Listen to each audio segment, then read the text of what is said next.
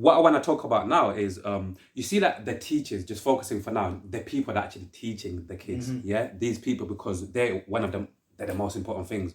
We give our kids to these teachers, and they are responsible in educating our kids, right? Like a lot of the conversations that I have off camera with parents and whatever, a lot of parents that they're starting to tell me that one of the things that they're realizing, some of them they say it's a good thing, others say it's a bad thing, that teachers are getting younger in a lot of these schools.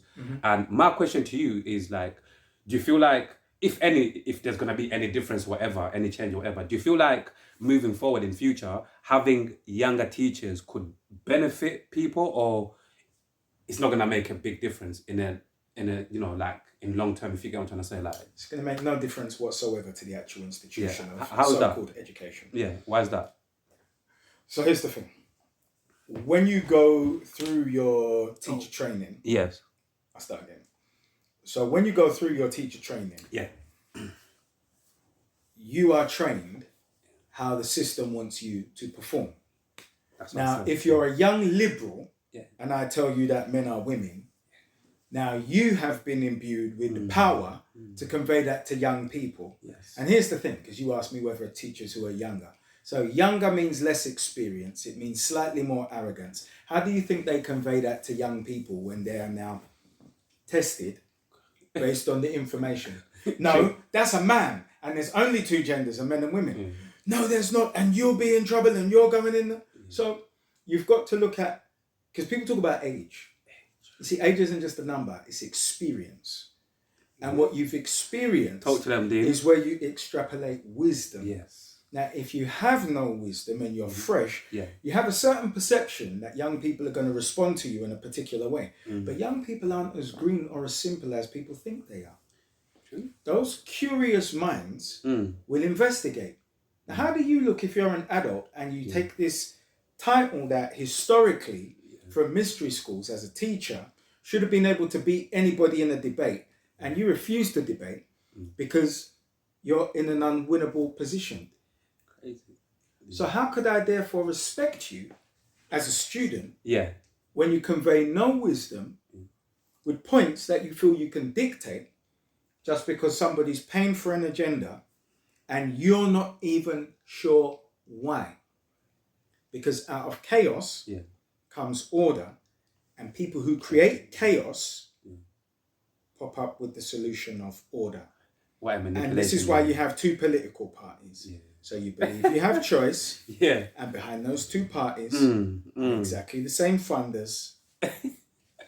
Politics, crazy. Chaos, out of that comes order, and they are given their orders by the masters of the universe, who I will only call economic speculators at this time. I've never heard of that before. They are men who just speculate about money and turn more money into more money and more money, and then they buy people. Yeah. And people are for sale, so it's easy to buy people. Yeah. A man who has ruthless ambition will do whatever he needs to do to acquire the pay from his paymaster that's required. Yeah.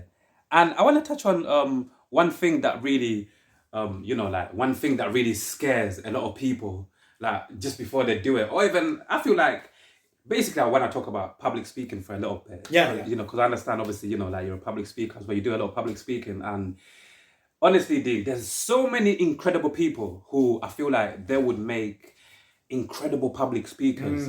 But the only thing that holds them back, this thing that I want us to kind of touch on as well within this public speaking topic, is like the fear of getting on stage and actually, for whatever reason, I don't know what it is about the mind, the fear of people just getting on stage and looking up. There's a crowd there and people feeling like they can still deliver what they actually want to deliver, however, how they want to deliver the speech, however they want to talk. Like, what, like public speaking, like for you, like this is a 2-part question. Like, how many years have you done it for? And 2, like, what are your thoughts on, like a lot of people who, could make amazing public speakers, like basically being scared of fearing, like, no, I cannot, I cannot stand in front of people and do all of these things. Yeah, but the first question was, how long have you been doing it for? And I don't even know. Probably, I'm 49. Yeah. I started speaking when I was about 18 for Panther UK. in colleges and at the Brixton Rec on a weekly basis. So even quick question before you just So like you said 30, something. 30, 31 years. Oh, 30, 31 years. Okay. Now you said something about Panther. Is it something to do with the Black Panther or Yeah, nothing exactly. to do with that? Oh, Exactly. yeah. Okay, cool. So when Stephen Lawrence was murdered, I joined an organisation called Panther UK, which Okay, was cool, literally the Black Panthers here. Okay, cool. The Black Panther in the Yeah. UK. Yeah. Oh, you've been doing it for a very long time. For a couple of weeks. Yeah. So when you talk about the fear, Yes. people always ask me that. Yeah. And the closest people would ask me like, and I've seen you go into a place and you've got nothing written down and you just make it up off your head. Yeah. And here's the thing. I'm not doing an impersonation of anybody. So I speak what I know. It's not belief. Yeah. So I'm just speaking to us. Yeah. And I don't, if I'm not scared of you, yeah. I'm not scared to talk. So I'm speaking what I know to us. Yeah. I'm not out here. I'm not a salesman in front of paymasters. Yeah. I speak to us. And if we're not there, I've really got nothing to say. I'm not interested. And even with the public speaking, you know, like, you know, usually people just do things because, you know, that's why they feel like this is their purpose. Or usually people do things because they've got a certain goal or a certain target. So like with you and public speaking, like, you know, do you have any plans in terms of like where you would like to take it in the future? Or, you know, you just, like I said, you're just going with the times because this is part of you. This is what you do. And like you said earlier, you're speaking what you know. You get me? That, yeah, what are the plans if you got any public speaking moving forward in future? Mine is very simple. If I don't have anything to say, I don't talk. Yeah. And that's another reason it's not a problem for me. Because when I do talk, I have something to say. And like now I have the program Sigma Carta, which is a lifestyle system for men's personal, spiritual, and entrepreneurial development. Yeah. If I go and talk, I'm now speaking to men so that they're aware of it, to come into the understanding of it, and then take part if they want to.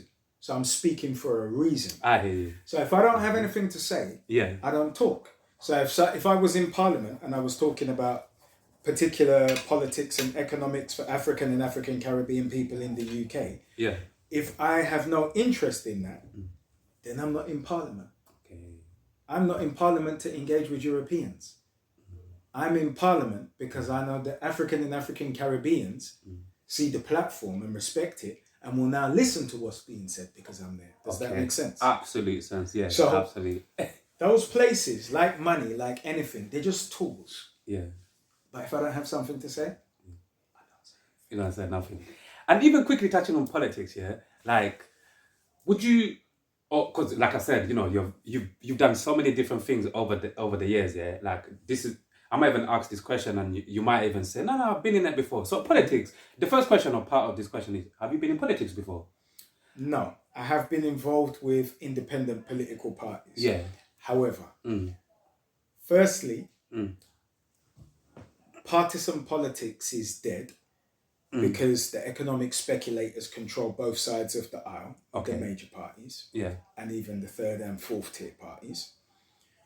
And politics attracts a particular type of person that I don't particularly enjoy the company of and won't tolerate the company of anymore. Okay. And they speak something that I call double Dutch, which in the beginning is coming to you with emotions based on your needs and your weaknesses and your vulnerabilities. And then what they do is, well, it's not so much just for us, it's for everybody. Well, I don't need to do that because the Green Party are already there and the Lib Dems are already there.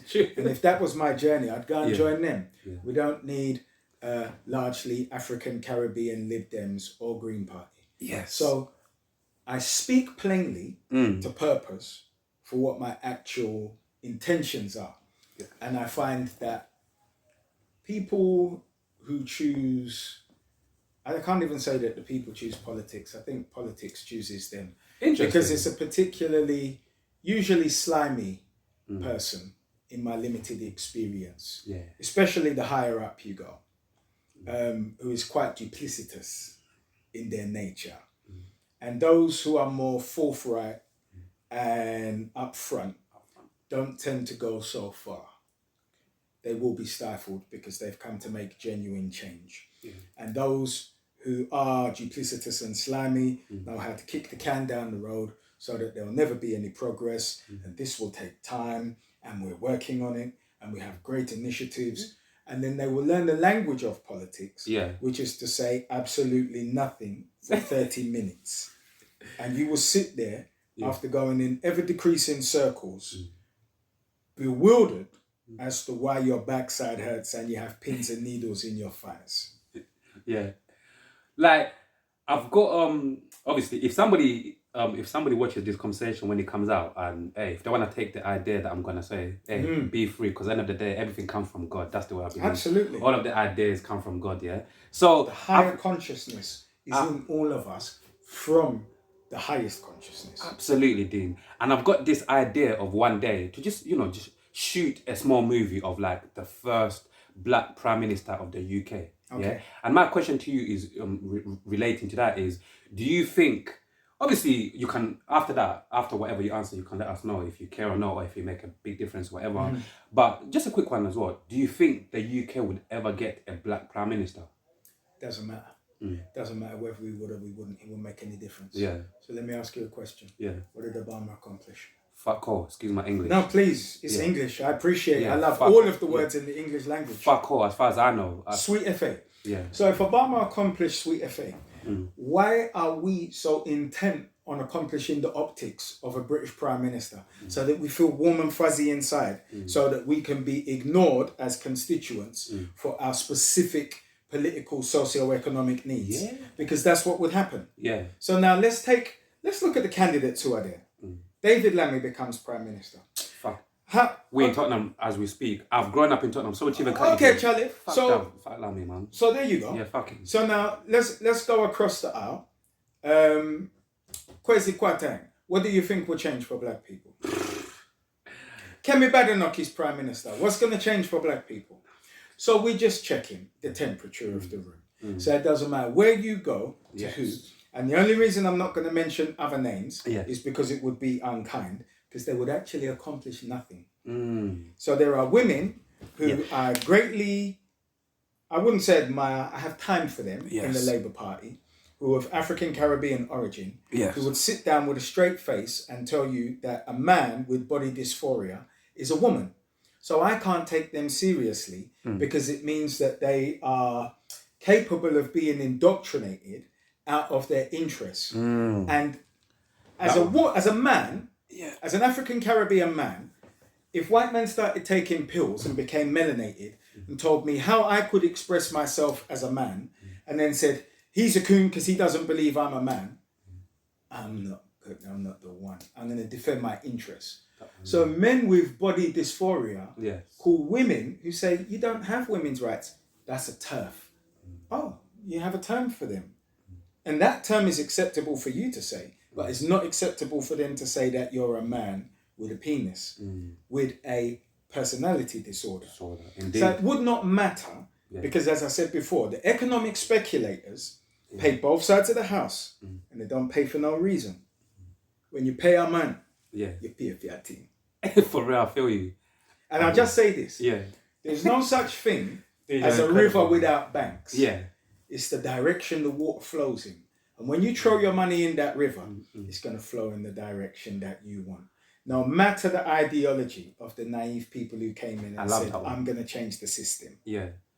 I love that one. Like, how is fatherhood for you in this crazy world that we're living in at the moment, man? In this day and age. Like, how is fatherhood for you? I don't think it'd be crazier than any other time. Because number one, we took our son out. We're homeschooled. Okay. So that's really good. That's really good to hear. He's very articulate. He's very intentional about what he does. And he wants to debate with me as a peer. I would tell anybody, my son is my greatest accountability partner. Because I can't bullshit my son. He has the magic eye. He sees everything. And he's not going to be told anything. Which means that before I go in, number one, I've got to take my emotions out of it, because I can't talk to him as a child, because he's a 16-year-old young man. He's definitely a young man now. He's articulate. He has his position, and he's not going to accept my bullshit. He's going to go toe-to-toe with me, and respectfully. Yeah. And for some adults, that can be very frustrating. Mm. And they think, why won't you just listen to... I said, I don't do that because I find that effeminate. Yeah. And there are men who do that as well. Of course. I'm your yeah. dad and my say goes. Yeah. No, really? Mm-hmm. So you have no authority in your vocabulary or your position, and what you say goes. Yeah. So then what type of you are you raising in the world for other people to say what they say goes? That one there, yeah. And because I don't want anybody to have the capacity to tell my son what they say goes, and you try that in 3 years, 4 years time, what I say goes, he's going to look at you. I can solve all of my own problems. Mm. I can solve the problems my dad couldn't solve for himself. Yeah. I'm free.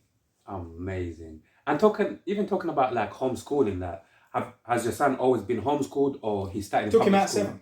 Oh, you took him out when he was 7 years old. Teacher bullying, nonsense in school. Oh. So the last time I said to his mum, look, we're going to leave this investigation with the school. Yeah. And I've dealt with it. And I'm going to leave you to follow up. Okay, cool. And here's the thing. Mm-hmm. If I don't like what I hear, I'm going to the school. And then I'm going to done everybody fun. Straight. And what happened was, he's like me. He'd be on the table, helpful.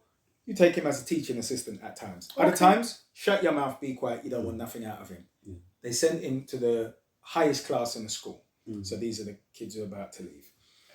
Their teacher said, I will give 10 house points to any of the students that give this boy who's coming in the class the evil eye.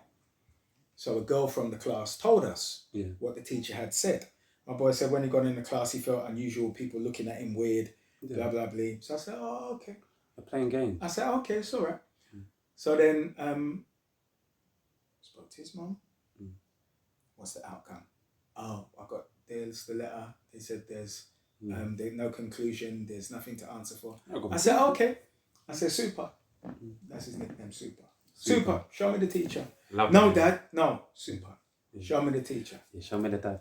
Show me the teacher. Come here.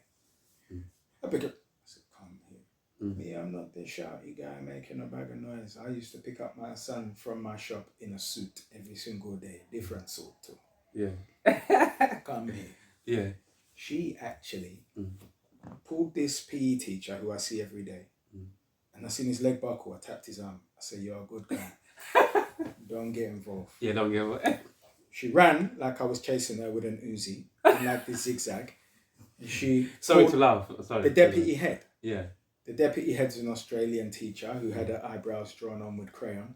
Now she comes up to me, you follow me. I said, come here. These are my exact words. Make an adjustment to your attitude right now.